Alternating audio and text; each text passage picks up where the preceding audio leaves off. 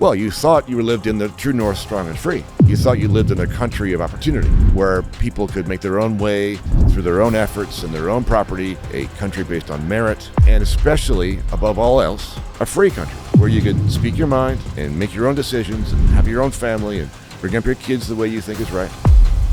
And the fact of the matter is, all Canadian families, we are on the Titanic. The iceberg hasn't hit yet, so we're not sinking. If we don't shift course, that iceberg is coming for us. I'm not planning on leaving. I'm fighting. We want to make this country incredibly great. We begin to see that it really isn't about diversity. It is about punishing the people who perform beyond the mean. For people who don't care, where do you see Canada going? Oh, it's catastrophic. It is that bad. What is the carbon tax doing to lower carbon emissions? Exactly. I love this country. I was born in this country. I believe in what this country stands for. I believe in its people. I believe as a place of opportunity for all to come and live, but the path that we're on is not working. And we are not going to be what we're supposed to be if we continue along this path. Yeah.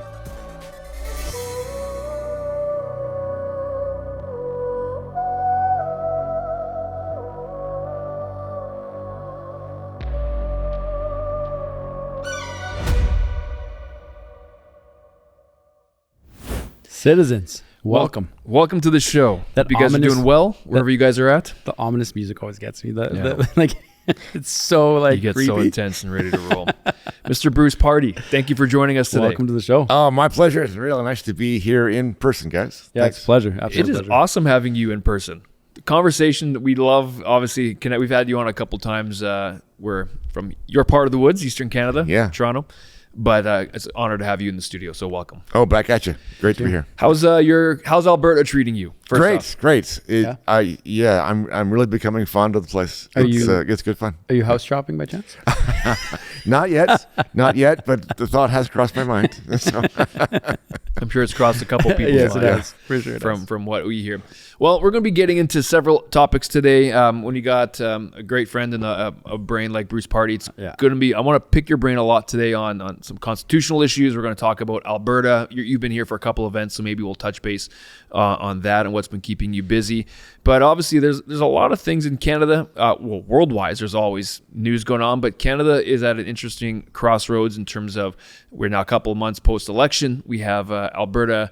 The idea of Alberta independence, is it still gaining momentum? Is it losing momentum? Where does it feel like it's at? I want to talk about maybe the paths forward. Yeah. We've had several people on. So anyways, that's kind of what we're going to circulate today, which will be good. For sure. And for those who don't know, I'm going to brag on you for a couple of minutes here, is that Bruce Pardy is a professor of law at Queen's University.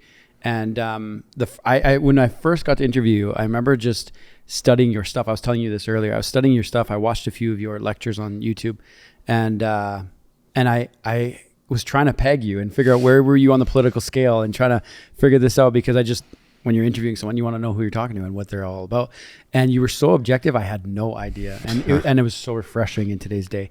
And so you were just teaching the law and what it's representing and what it is and what it isn't. And I was like, this is a wealth of refreshing knowledge. Like I loved it. So for those who have never seen Bruce, Matt, you're in for a treat. He's brilliant. oh, thank you. Thank you. That's I'm excited. very nice of you to say. Does that ever get old, hearing that? No, Or does it feel good every time you hear it? that's It's great. thank It's you, fine. Bruce. I'm not going to ask you to stop. You can keep going. So funny. Well, I think I followed your stuff for a while. We have a couple mutual friends that we first got connected years ago. But one of the conversations I actually think it's worth viewers rewatching because it's still kind of relevant. But you had a conversation, I believe. It was with Jordan Peterson and Constantine. Yes, Kissin. Yes. Kissin, that's right. That's right. Was it on Bill C-63? Yes. That must have been a year ago or within That the was last year? Yes, Huge a year or video. so ago. Yeah. Anyways, that was one of the ones as well where it's like, my gosh, that was really great exploring. Extremely eye-opening. I want to bring that up just because you, it's great being able to have you on to converse about a lot of different things that's going on in Alberta. So enough of the praise. Let's not make his head too big. But let's move on. Bruce, let's start off by talking about, you came into Alberta, you were at an event last night speaking. How'd the event go? What was the event called? What was it about? It was great. It was called The Courage to Listen. Okay. And it was all about the Alberta question. Alberta independence, Alberta sovereignty, what should happen, put on by UCP Lougheed and a number of the other UCP writing associations. 8 speakers, 20 minutes each, a room full of people, and others watching online. Yeah. We had 20 minutes each basically to make a case about what we thought ought to happen. And, one of the main questions in this larger debate is whether or not Alberta should actually separate and become its own country, or whether or not it should at least try to become a more sovereign province inside a United Canada. And I'm of the former view. I don't think that trying to find a different path inside Canada is feasible. Yeah. Okay. Because of what Canada is now, what it's become, and maybe what it always is. Yeah. Well, always was. But there are different opinions about this. What was if you had to was it a general consensus or was it kind of all over? It wasn't unanimous, but the feel that I got from many of the speakers, I think I found myself thinking that I was on the same page as many of the speakers. Yeah. That the moment has passed now for trying to reconcile with the rest of Canada, because for my own reasons for that is because Canada is a different country than a lot of people think that it is. Over these past 5 years especially, now it was apparent before that, but in many ways our disbelief got in the way of seeing what Canada actually is. But the last 5 years especially has demonstrated to a lot of people that the country that they thought that they lived in does not actually exist. It's a different place with a whole lot of different characteristics than the one they were thinking of. Yeah. And those features are deeply embedded into the national character, into the Constitution, into the governance system, and to think that we could just sort of step forward and reform it because Alberta asked.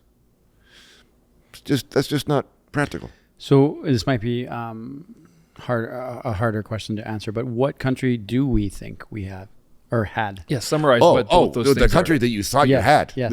You thought you lived in the true north, strong and free. Yeah. You thought you lived in a country of opportunity. Yeah. Where people could make their own way through their own efforts and their own property, and then were rewarded for their own entrepreneurship and ingenuity. A country based on merit, a country of the rule of law, of free enterprise, of markets, and especially above all else, a free country. A free country where you can speak your mind and make your own decisions and have your own family and bring up your kids the way you think is right. And the fact of the matter is that a lot of those things are very much in doubt. And instead we have a country that is progressive and socialist. It claims to be run by the rule of law, but it's not really. The rule of law is now an exception instead of the rule. It's a country, frankly, that is full of grift. There's grift everywhere. Politicians, protected industries, supply management, banks, universities, public service unions, Aboriginal communities. You go down the line. Everywhere you look, somebody is on the take. And by grift, we mean, gathering up money, funds from yourself, from others who are naive or don't understand that they're being taken advantage of. And one of the main exceptions to this country of grift are the taxpayers of Alberta. Right? Because for any pyramid scheme to work, somebody has to be on the bottom paying into it. And are you likening Canada's system to a pyramid scheme? Well, in a sense, I am. And so my Energy Probe colleague Lawrence Solomon has made this case that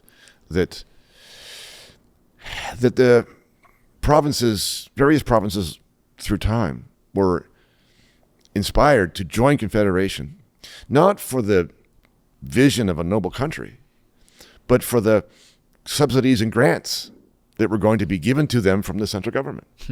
Right?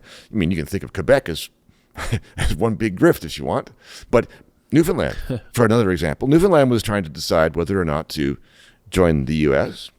or join Canada, and of course, it's very involved, complicated thing. But you could frame it this way: well, in the end, Newfoundland decided to join Canada for the unemployment insurance payments. I mean, that's the reason they joined. I mean, that you can make that case. It was they came for the subsidy. Yeah. And another one of my colleagues put it this way. He said, Canada is a cartel held together by bribes. Right? This is not the country that we imagine in our heads. Is this the country John A. Macdonald? Well, see, that's a very interesting question. And the answer is I'm not sure. Maybe it's always been this way. Yeah. I mean, Because I was going to ask, you open up by saying, what country do you live in? You said the true north, strong and free. Did we ever have that? Was that something in the 90s, the 2000s? Like we've had friends say, let's go back to then when things were actually so, or is this just been always out of reach? well, you see, it's made me go back and wonder whether or not the thing that I thought was Canada through time was actually real. I want to get your opinion on this. I just, for fun, typed this into ChatGPT and said, what does it mean to be Canadian? And then it sort of listed core values. Freedom and democracy. Canada is built on a foundation of individual liberty, democracy, governance, and rule of law. Multiculturalism. Canadians embrace a wide range of cultures, religions, ethnicities, peacekeeping, and politeness. Canada is known globally and diplomatically as a commitment to peace. And yes, a reputation for politeness, fairness, social responsibility, respect nature, cultural identity, bilingualism, indigenous heritage, shared symbolism. And then it goes at the very end. This is where I think you might, what it means to, in practice. Being Canadian means defending freedoms even when it's unpopular. I was like, that's interesting. Yeah.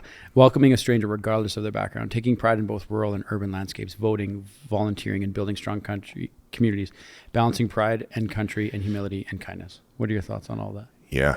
Well, let's go back to the American Revolution.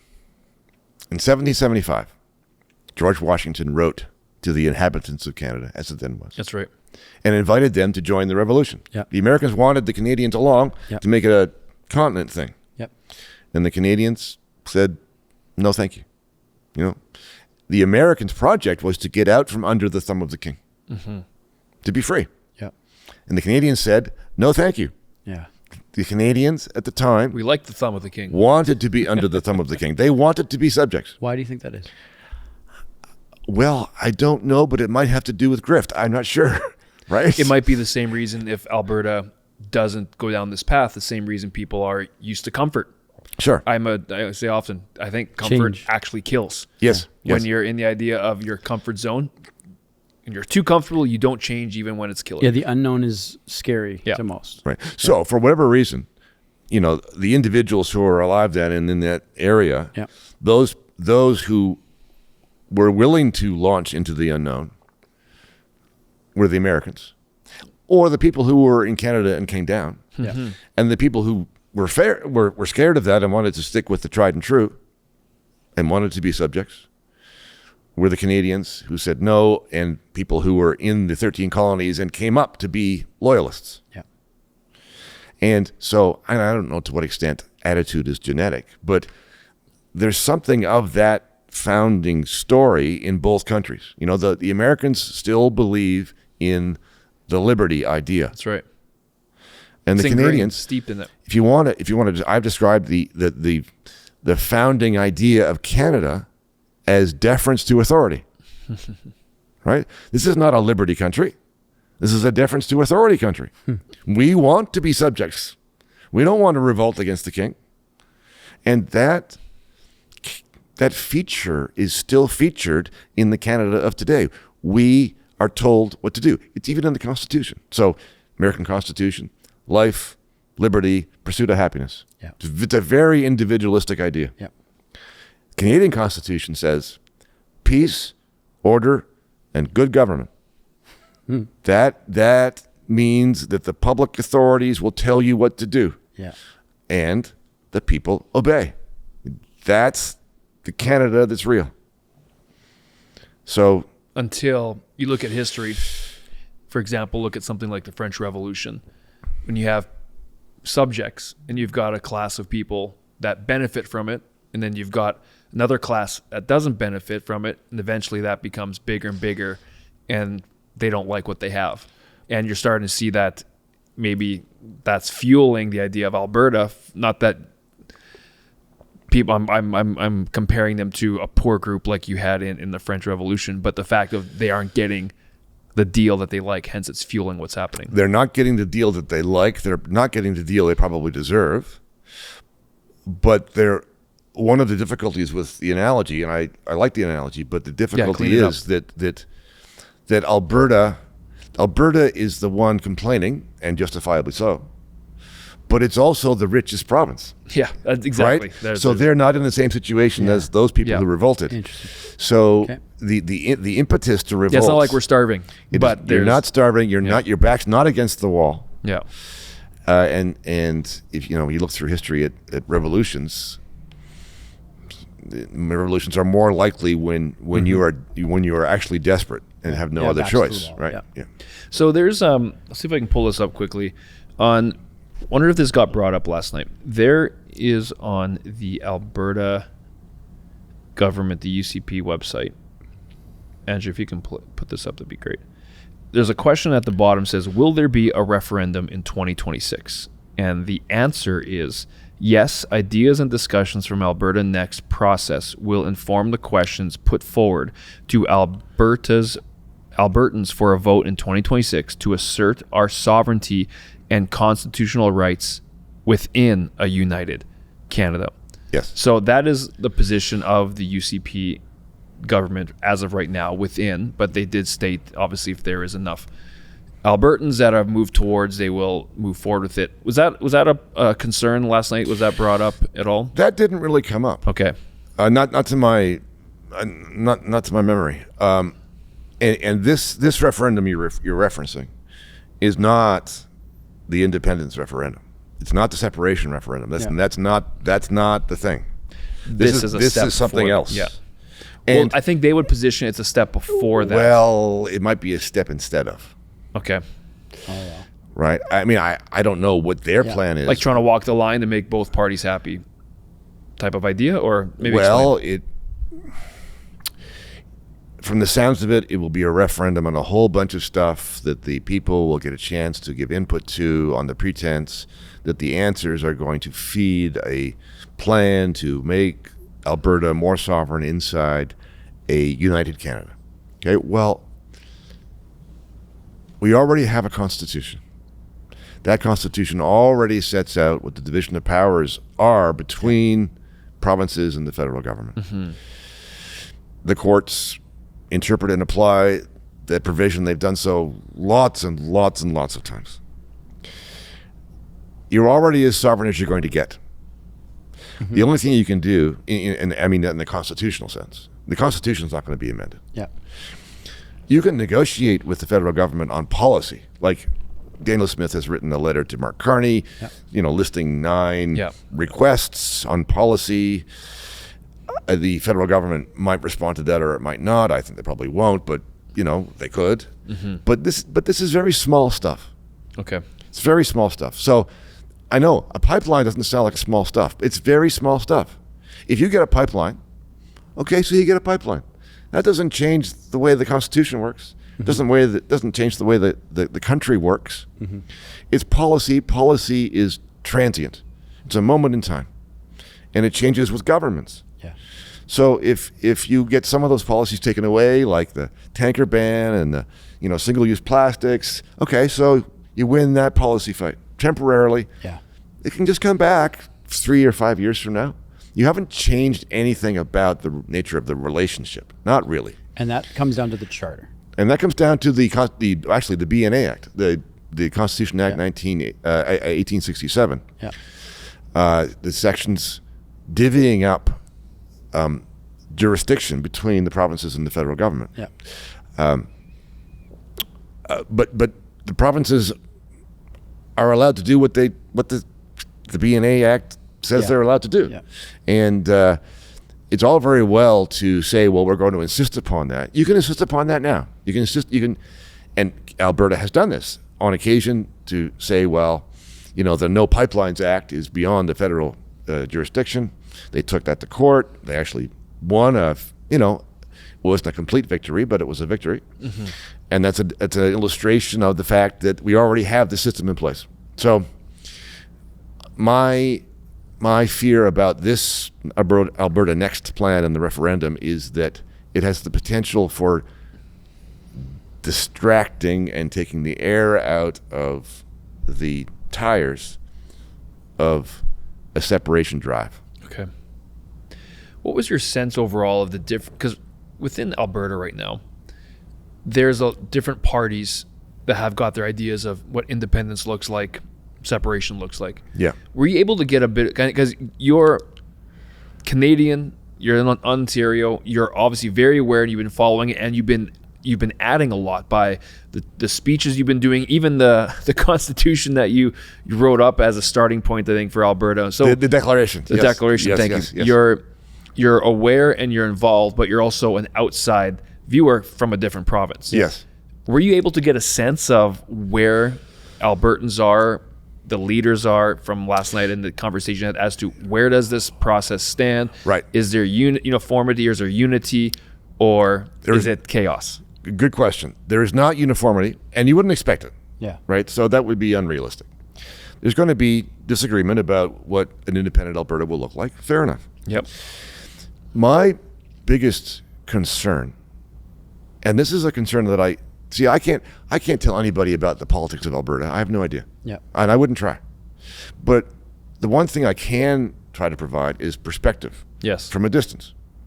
And one of the things that concerns me is that the project of becoming independent is focused on very real but immediate short-term concerns, and that the solution will also be immediate and short-term, in the sense of trying to develop a plan for a new country that fixes those immediate problems instead of thinking big Yeah. and understanding the larger context of the problem.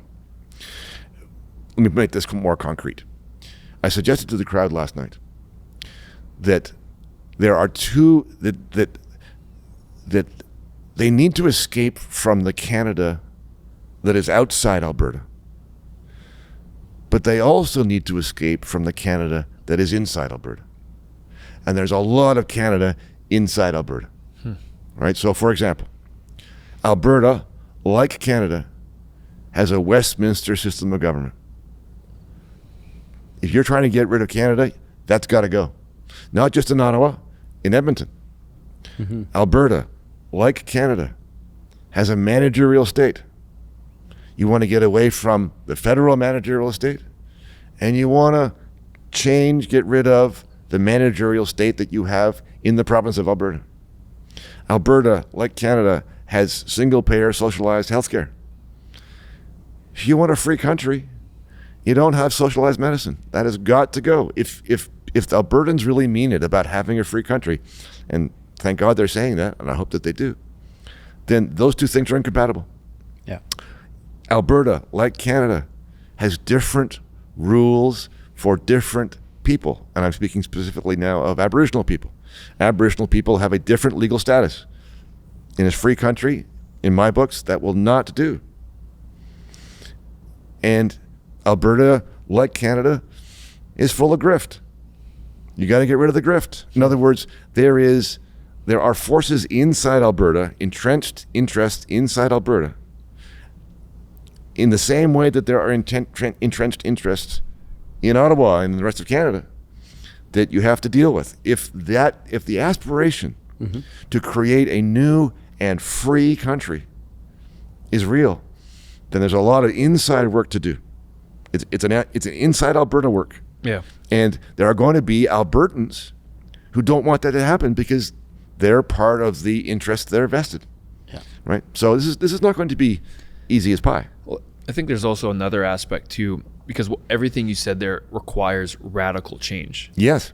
Like that's big change. Yes. And for majority of the population, even if you look through the way that personalities are situated, and you can, whatever personality test you want to look at, whether it's a DISC system or other ones, you can go ahead and see everyone shows that there are certain personalities which make up a majority of the population that are resistant, in fact, don't like change. Right. And so you're also going to have to overcome that on a micro level personally if people are wanting to see a different future, because that will inhibit people as well to go down that path. Well, and ignorance exaggerates the fear of change too, and so like even one of the things I would love for clarity is why do you think the free market, not the free market, the free what do you call it, system, is incompatible with the social healthcare?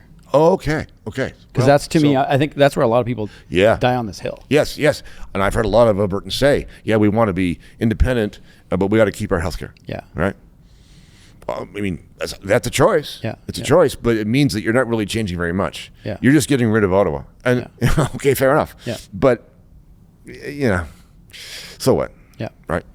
Why is it incompatible? Well, because the premise of single-payer healthcare is that people are not allowed to go and get their own healthcare. In other words, the law is preventing you from doing something that you want to do. Okay? That is not a free country. I get what you're saying. Yes, of course. No, right? For sure. Even if you had a healthcare system like many of the other Western countries, and by the way, like a hybrid. I mean, and nearly everybody has a hybrid but us. Yeah. But even if you have a hybrid, the hybrid system doesn't prevent you from going to buy your own healthcare, so it's not as restrictive as ours is.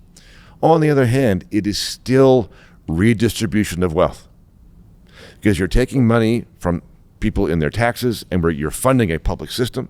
Yep. And that means that some people are paying for the healthcare of other people. Yep. Okay, that is a form, one of the many possible forms of socialism. Mm-hmm. Okay, and you can go on down the line. And I tend to be, I tend to be a bit of a libertarian about this, but you can say the same thing about public education. Now, it's not going to be a popular thing to start the independence conversation saying we have to get rid of public schools. Yeah. But so what I'm doing, though, is challenging the Albertans who say, we want a free country. Yeah. And my question for them is, okay, great. I'm so glad you want a free country. Now, what do you mean? Yeah, how free? Yeah. How free do you mean? Do you mean just free from Ottawa? Yeah. Or do you mean actually free? Do you mean free but not healthcare? Like, come on. Yeah. It's a big word, free. What do you mean? Yeah. Where would you recommend that the line of social programs is? Like I was listening to Joe Rogan and Bernie Sanders. Bernie was just on his podcast. Yeah. And obviously everyone I think generally knows Bernie's extreme socialism. Right. But they brought up some interesting takes yesterday, and they were talking about he was talking about like Joe was pushing for a social medical system, like socialism in that regard. And obviously Bernie was jumping on that, but then they brought up an example where I was like, oh, it's an interesting take about like police and firefighters. Right. Everyone wants to make sure that they have a firefighter that's paid for, comfortable, capable, and quick. Right. And I was like, interesting thought. I've never even explored that. So where is the line? Like there are obviously some places I think we would all agree on, like firefighters. Or maybe there's a different... Well, firefighters, I'm not sure is quite so straightforward. Let's take the stuff that tends to be more straightforward. Okay. Not for an extreme libertarian or an anarchist, but there are some core functions that even what they call a night watchman state provides. Now, so you got the sort of a nanny state, managerial state versus a night watchman state. The first one is huge, does everything. A night watchman state is small and just does the basics. Yeah. What are the basics? Well, you want the government to keep the peace and enforce the law, right? So you need legislatures, you need police, you need courts, you need a military to protect you, and not very much else, right? Firefighters, maybe, but that's also something that could be provided by the free market. Schools, maybe, but maybe not, because schools mean that the government is controlling the curriculum. Certainly not healthcare. because healthcare is something that individuals provide, doctors and hospitals and clinics, and you can go and buy their services from them. So aside from those core features, most of the rest is the more of those other things you have, the more you are traveling away from the core concept of a free country. Yeah. And everything that's provided publicly is funded by taxes. Yeah. And that means you're now involved in the redistribution of wealth. You know what I'd love to see you do, if you're interested in doing it, whatever, would be almost a live reaction of the Joe Bernie. Oh, yeah. And hit pause. Sure, and hit pause. sure. I would love to hear you break down every, because there's so many thoughts that they go down. Like, I don't know if you've watched it yet. It's really worth the watch. But they even went down the road where I was like, there's a few things I was like yelling in my truck about, like, come on. But they were talking about how, like, in one of the richest worlds, if not the richest country in the world, the United States, yes, they're short on doctors, short on psychiatrists, short on, and he just listed 25 specialty positions of medical experts and stuff. Sure. And he's like, why is that? Why is that? Yes. And so Joe began to go down the road of being like, well, it's because it's so difficult, it's so hard, and these guys come out of school with $500,000 of debt. Mm-hmm. And so they Right. were then beginning to argue, well, then why don't we subsidize? Why don't we pay for this? Why don't we make it free to become a doctor? And so they're wrestling with those concepts, and I was like, man, I knew we were interviewing you today, Right. and so I was like, I want Bruce's take on this. Like, I was like, I don't know. Right. Well, my inclination would be to go the opposite direction. Yes. Right. So why is it that we don't have enough doctors? And okay, so the explanation is, well, because it's too expensive to go to school, it's too hard to get in. Yeah. Well, why is it too hard to get in? Why is it too expensive? Because you don't have a free market in university medical schools. Because universities themselves are a cartel. Yep. Right? You can't operate as a Free market university. competition to lower prices, best product available. Universities are not subject to competition Yeah. by anybody off the street. You need accreditation. Yeah. And you need public money. Yeah. Right? So if you got rid of those two things from universities, including medical schools, no public money and no accreditation, you're on your own. Go and train people. Suddenly you have competition in the higher education sector, and now you don't have a shortage. And now But you might have lower quality of doctors. Well, you because might. David and Jeremy opens up our own medical to train people, and we don't know what we're doing. That's right. And you might put out schlups, but you know what I mean? Like, so how do you balance that with, or is it just? But you see, this is one of the classic libertarian problems, view. Okay. right? So, and what you say is a real problem. Yeah. People have to now try to assess whether or not the person that they're going to is a quack, like an actual quack, or has some background that actually makes them able to do the job that they're claiming to be able to do. Yeah. But the alternative to that doesn't work either. The alternative that we think, oh, well, the government has to tell us, has to do the credentials, and then tell us all whether that person is okay or not, and that person is not okay, right? Well, and then we trust them. 100%, and that makes people feel safe. Yes, because they don't have to take personal responsibility. Exactly. I just project the responsibility on you. Yeah. Government tell me, okay, I'm good to go. Right. And you walk in blind. Right. Exactly so. And that blind trust. And that doesn't work. And that doesn't work in so many situations. Right. So there's an old joke that goes, what do you call somebody who comes last in their medical school class? What is it? Doctor. That's good. Oh my gosh. Yeah, no kidding. Yeah. I'm going to start asking that question. Where were you in the class that you graduated? Doctor? And that's assuming that the education that they get is a good one to start with. Yes. Right. And there's a lot of dispute about that. Yeah. Right. So once you sort of blow everything open, then you do have the problem you're describing. People have to take more responsibility for figuring things out themselves, and that seems like an overwhelming task. I mean, how am I supposed to evaluate whether or not my dentist knows how to drill teeth? Yeah. Okay, but in a free market, you will get people coming in to serve needs, and if one of your needs is to understand the qualifications of people, then you're likely to get competing accreditors saying, we have a private set of criteria. Here's the criteria. We publish the criteria. All our people that we put our stamp of approval on have to have done these things and shown these skills and have this knowledge and this background. And if you see our stamp of approval, you can be satisfied that this person is able to do, the following things.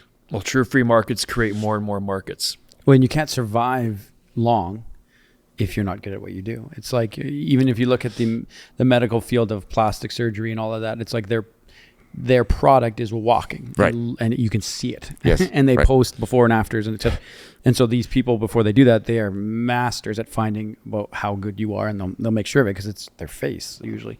Right. So yeah, it wouldn't survive very long if they weren't very good.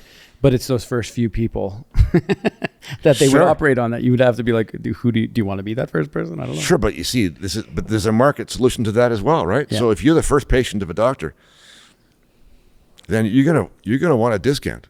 Yeah. Right. Yeah. You're gonna want a huge discount. Absolutely. Right. Because if you say, well, how many of these have you done before? Yeah. And the answer is, well, you're my first one. Yeah.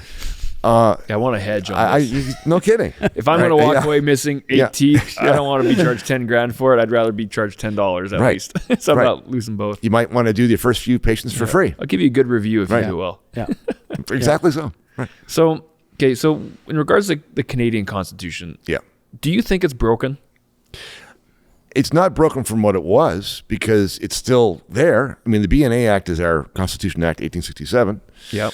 And the 82 Constitution is as it was drafted. Yep. So it hasn't broken down from what it was, but yeah, it's broken. You mentioned earlier a lot of it relies on the interpretation from the courts. Yes, but that's part of the deal. Okay. That comes with the territory. All constitutions are enforced by courts, and therefore the courts have the role of interpreting them. I mean, it's the case with the American Constitution too. It is one of the weaknesses of our model of constitution. And when I say our model now, I don't just mean the Westminster model. I mean the Western model of constitutions. Okay. So we think in Western nations, we think of the state as being divided into 3 bits. Yes. Yep. Legislature, Yep. executive, and courts. And the Americans do this the best, most explicitly. But we also have it more, not as explicitly in our Constitution. Legislature, executive, courts. Ours is not as explicit because the same group of people control the legislature and the executive. You have the prime minister and the cabinet are the head of the executive branch. The ministers control their ministries, but they're also the main players in the House of Commons. So they can go in and they can pass a statute and direct their caucus to vote in favor. Yeah. Right. In the American situation, you've got a separate executive branch headed by the president, and then you got Congress. And the president does not sit in Congress; he has a veto, but otherwise doesn't control the legislative process. Okay. The third branch, the courts, is there to be a check on the other 2 branches. Now here's the paradox, if you like. The courts are there to interpret the Constitution, and one of the things the Constitution lays out are limits on what the state can do. The Bill of Rights, for example. Yep. But here's the problem. The courts are now in the position of deciding what the limits of state power are. And yet the courts are part of the state. So in a sense, the state is regulating itself. Yeah. Yeah, that's a problem. Right? And these checks and balances, these competing branches, it's better than having just one branch because that would be tyranny. Yeah. But over time, the 3 branches, although they still obviously have their fights and disputes, but they are more or less cooperating now on the idea that the job of the state is to manage society. And the courts are not really, although more so in the States certainly than in Canada, the courts are not acting as a big break on that idea. The courts, for example, are not saying, but we're supposed to be having a night watchman state, not a nanny state. The nanny state is fine as far as the courts are concerned. So the fact that the courts are interpreting the Constitution is a problem, and it's a big problem, and it's a difficult problem to figure out how to get around. What do you think contributes to that drift where those 3 branches start to act more cohesively? Yeah, it's a really good question. Yeah. Is it things like we've seen when it comes to different ideologies that rise up? Like in Canada, we've seen the rise of activist judges. over the last I'm sure it's been a while, but specifically post-COVID. Yes. People get ideologically driven. Judges specifically do. There's tons of cases, especially in Manitoba, we've seen where we're from. And yes, and I think even Brian Giesbrecht as a former judge, has written a lot about this as well. Right.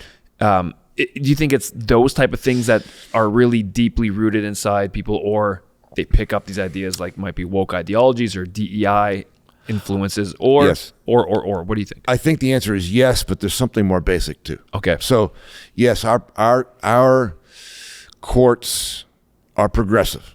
I mean, the Chief Justice of the Supreme Court of Canada has basically said that the Supreme Court of Canada is a progressive court, and that's good.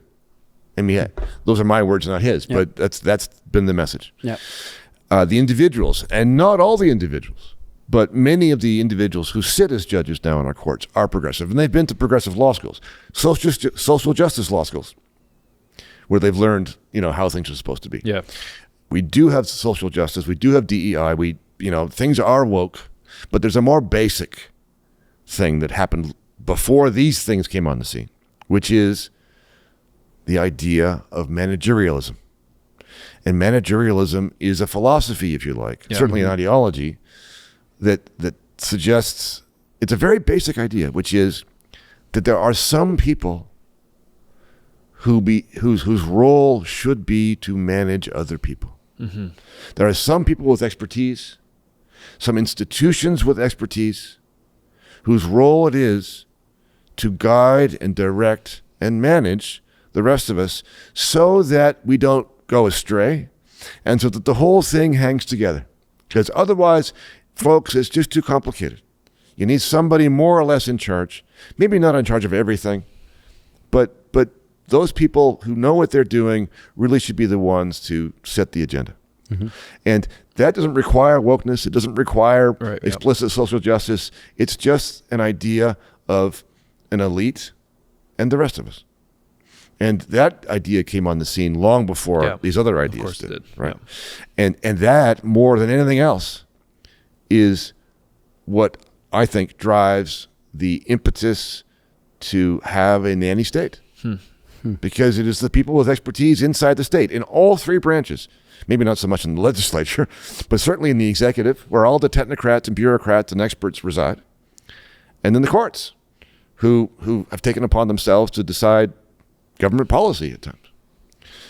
And so one of the ideas of our free country, and a country that has a night watchman small state, is the idea that actually nobody gets to tell anybody else what to do. That idea will be vehemently resisted by an awful lot of people in the society, because an awful lot of people in society have the other role, have the role to do the reverse. I mean, just think of the graduates today from universities. Now, some people go to university and learn skills, actual skills. People can become engineers, or they can become, business people. But an awful lot of people who go to university learn about policy. You can think of the disciplines that are involved in policy, economics and certainly law and administration and all kinds of social sciences. Yep. And these people graduate from universities, and what they're good at, or were trained at, is making policy. Now, what is policy?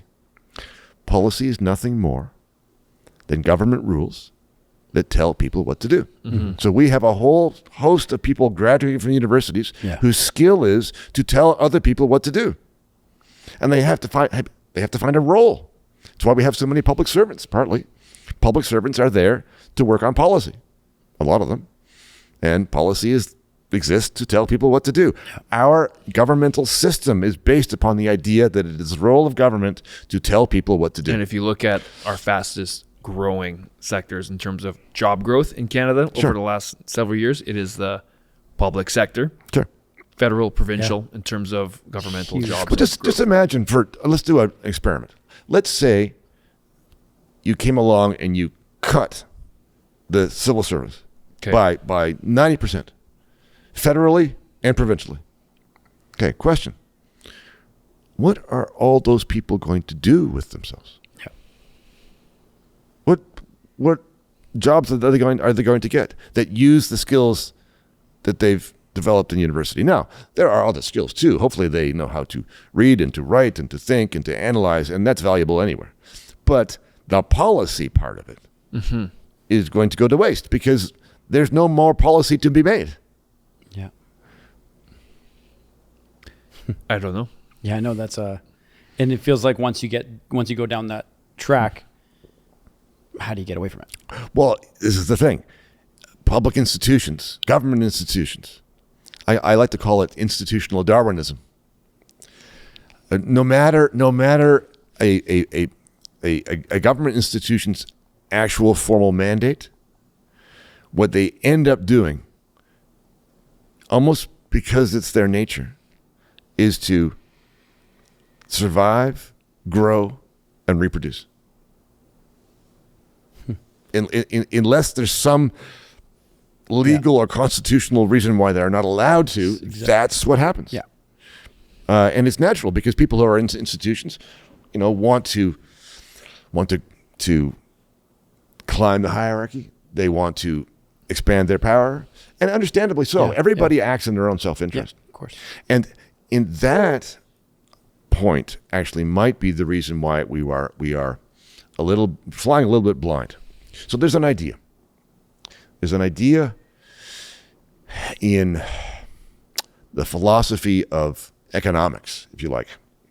Adam Smith, and among many others, expressed this idea that people act in their own self-interest. There's a famous line from Adam Smith, Wealth of Nations. It is not for the benevolence of the butcher and the baker that we get our dinner. It is for their regard for their own self-interest. They wouldn't produce food if we didn't buy it. Of course. Okay? And that's fine. That's the way it's supposed to work. Right? But then when we turn our attention to the government, suddenly we think, interesting. Oh, all these people are going to act honorably in the public interest. No, they're going to do the same thing as everybody does. They're going to act in their own self-interest first. That's the way we're built. Yeah. It's not their fault. Yeah. But we're naive.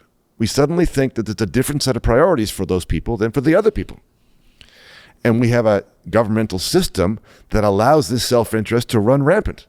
This is the core of the issue, is what you're describing. Because even when I love doctors, love them, but I have issues sometimes with them, especially in the day and age of the information age that we're in, is I will walk into an office usually with a lot more knowledge on what I'm about to ask them than the doctor has. Yes. And so it's the whole idea that doctors are incentivized by sick patients. Yeah. And you know what I mean? The system is it pays. I don't know if the doctor gets the money. I'm not even disputing that.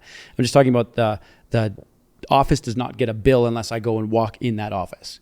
And so if I don't show up as much, there's not as much government funding. I believe so. I could be incorrect. Please correct me if I'm wrong.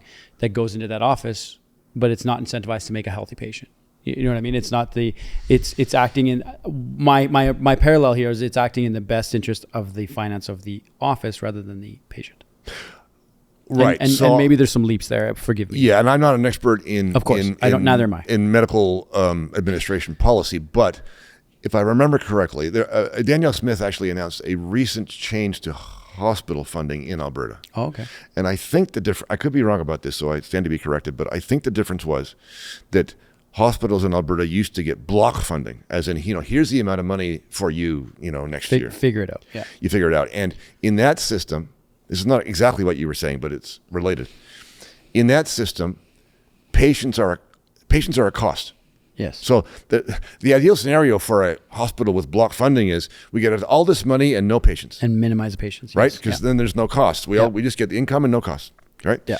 And instead, and I think this is what Danielle did, she changed the funding model, or announced that she was going to a per patient model. So when a patient comes in and gets service, then you can bill us for the service. Exactly. And that makes the patients an incentive instead of a disincentive. Exactly. Right. So that's kind of the reason I say it's the core issue is like you and I were discussing that the most members of parliament's goals is just to get reelected.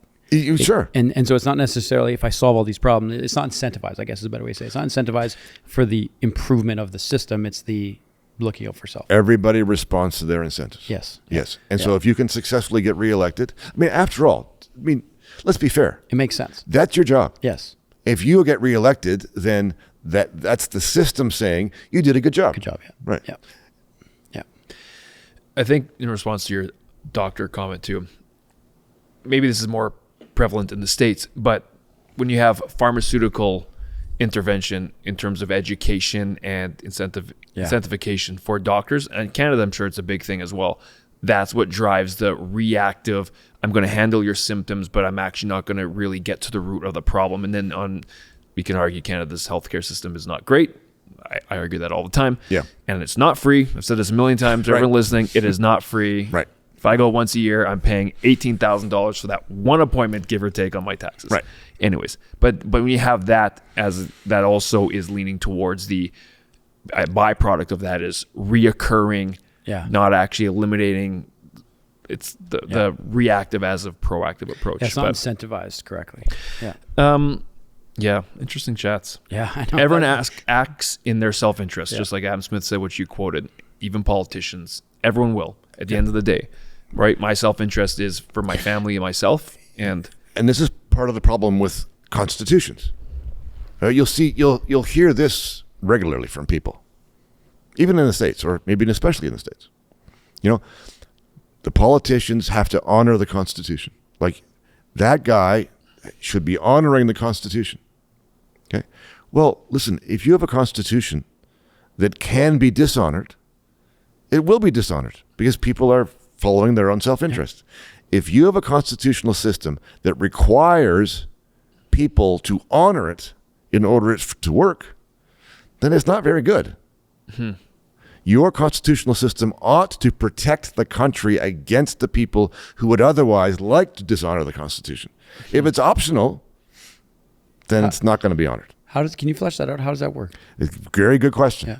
How do you design a constitution? And this is the problem I'm trying to work on right now. Yes. How do you design a constitution, even in principle, in theory, that does not require the people to voluntarily honor it? Yes. How do you limit the powers to such an extent, and those words, being interpreted by a court?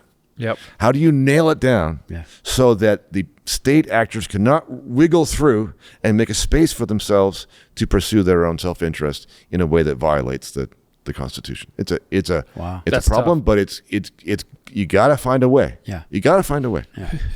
I feel like for all time, you're constantly going to be battling against people who are experts at finding wiggle room between words in their own self-interest. Isn't that not the name of the game for? This is what lawyers do. This is what they're trained for. Yeah. Right. And fair enough, because the words are ambiguous.